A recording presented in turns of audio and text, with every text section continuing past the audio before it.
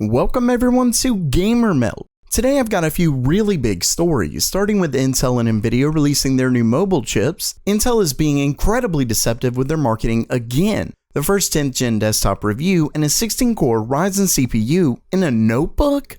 But first, make sure to head over to the GamerMelt Store, where you can pick up the new 14nm++++ squared shirt. You can check that out in the description below or under this video. Okay, it's news time, and today is April 2nd, which means you know I'm not playing a joke on you, especially when I say the leaks were right, as both Intel and Nvidia have released their new mobile processors today. Starting things off, we have Intel, who just announced their newest 10th gen high-performance mobile processors. When it comes to the specs, Intel's most powerful i9-10980HK is pretty much exactly what was leaked. It's an 8-core, 16-thread part with a 5.3 GHz boost clock. I had originally planned to just go through the specs and discuss it a bit, but they're at it again, so I quickly went over that because I wanted to get to their performance claims, which have really got me just kind of pissed off. When we look at this slide, which compares Intel's new i9-10980HK to the 3-year-old i7-7820HK, it's not the 3-year-old part that's the problem. Sure, it's ridiculous that they compared their 8-core part to an old 4-core part instead of their last gen or even AMD's Ryzen 3000 APUs since their 4000 parts are so new. But no, that's fine because they make most of that clear. What's absolutely ridiculous is that when we look at the specs of the builds they use to get these gaming performance numbers, they have two completely different GPUs. Oh, hell no! That's right, the 3-year-old system is using a Mobile 1080 versus Nvidia's Mobile 2080 Super. Keep in mind that they don't say mobile here, I'm just assuming they are, but it really doesn't matter either way. They then make it seem like the huge performance jump is due to the CPU. Too bad it isn't, it's specifically because of these different GPUs. And it didn't stop there. The gaming performance between their new i7 to the 3-year-old 7700HQ uses a 2070 Super versus a 1070.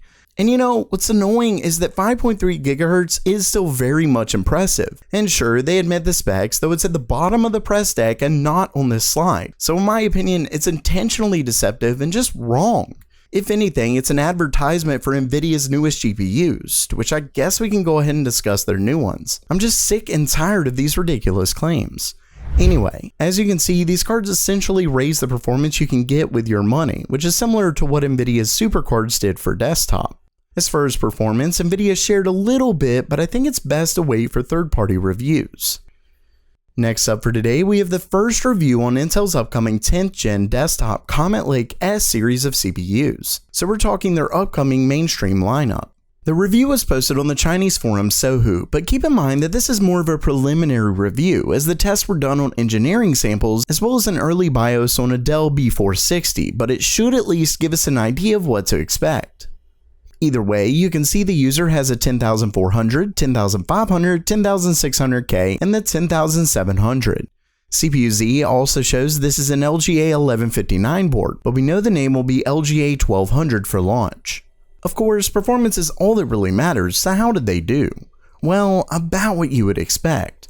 These are definitely 14nm parts, and while the user wasn't able to test it in many games because of the early hardware and software, the 10700 was neck and neck with the 9900K, and given the 10700 is also an 8-core 16-thread part, that isn't really surprising. With that said, it's at least good to note that this is the non-K 10700 model and it's an early engineering sample, so it should do better when it's actually released. Still, this is very much the same 14nm process on the same architecture that we've been seeing for years, which means we can pretty much figure out what to expect with the 2 additional cores from the i9. Just don't expect any big updates in IPC or overclocking capabilities. Lastly for today, the German notebook maker XMG just announced their new Apex 15 notebooks that come with full-blown desktop parts. Of course, we've seen a little bit of that before. What's unbelievable here is that it's configurable up to AMD's Ryzen 9 3950X, which is their 16-core 32-thread behemoth of a CPU. Yeah, you heard me right, a 16-core laptop. Now, granted it's configured in a 65W eco mode, but it still gets a base clock of 2.6 GHz and a boost of 4.2. Need I remind you that we're talking a 16-core CPU and a notebook. To top it off, the Apex 15 can be configured with up to 64GB of DDR4 RAM. Basically, while it's going to be thick and heavy, things have certainly come a long way when it comes to powerful notebooks. Of course, keep in mind that while it's aimed at gamers and content creators, it's really only going to be worth it for very specific professional workloads, but the fact it's even possible is really impressive. So while that does it for today, what do you think of the news? Excited for Intel's 10th gen desktop parts, or are you as aggravated as me with their marketing? Let me know down in the comments below. And as always, have a great day.